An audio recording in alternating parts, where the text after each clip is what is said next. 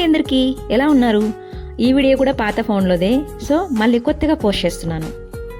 ఈ ప్లేస్ చూస్తే మీకు ఏమైనా గుర్తొస్తుందా? మన హైదరాబాద్ నుంచి కర్ణాటక బార్డర్లో ఉంటుంది.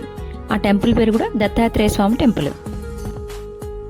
అదేనండి, ఇప్పటికీ పాదుకల రూపంలో ఉండి మనల్ని అనుగ్రహిస్తున్నారు కదా మన దత్తాత్రేయ స్వామి. దత్తాత్రేయ స్వామి అంటే ఇప్పుడు కూడా వచ్చిందా? గానుగాపూర్ అండి. గానుగాపూర్ అనగానే మనకి దత్తాత్రేయ స్వామి గుర్తొస్తారు కదా. గానుగాపూర్ అనగానే చాలామంది దర్శించుకునే ఉంటారు. అసలు ఈ దత్తాత్రేయ స్వామి ఎవరు ఒకసారి చెప్పుకుందామా? మనకి త్రిమూర్తులు ఉన్నారు కదా, బ్రహ్మ, విష్ణు, శివుడు. వీళ్ళు ముగ్గురు ఏం చేశారంటే, అత్రి మహర్షి భార్య ఉంటారు కదా, సతీ అనసూయ, ఆమెను పరీక్షించారంట. ఎలా అంటే సన్యాస రూపం వేసుకొని ఆమె దగ్గరికి వెళ్ళి ఆమెని ఆతిథ్యం అడిగారంట.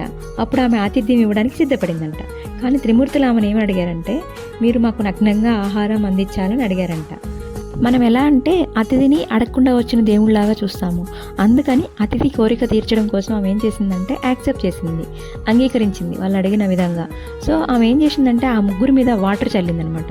ఆ వాటర్ని చల్లి చిన్న పిల్లలుగా చేసిందనమాట. అలా చంటి బిడ్డలుగా చేసి వాళ్ళకి ఆహారాన్ని అందించిందనమాట.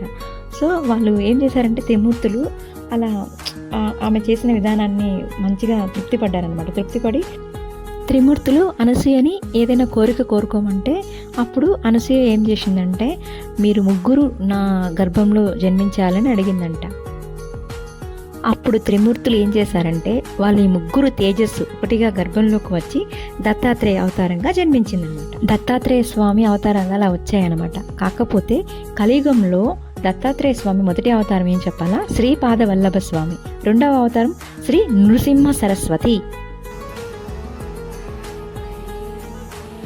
ఇంకా చాలా ఉన్నాయి చూడాల్సినవి. కాకపోతే మేము మొదటిసారి పౌర్ణమి రోజు వచ్చాం కాబట్టి, అది పిల్లలతో వచ్చాం కాబట్టి ఎక్కువ రిస్క్ తీసుకోకుండా కొంచెమే కవర్ చేశాను. నెక్స్ట్ టైం వచ్చినప్పుడు అంత క్లియర్గా ఫుల్ వీడియో తీస్తాను, అది కూడా ఇండియాకి వచ్చాక. బాయ్.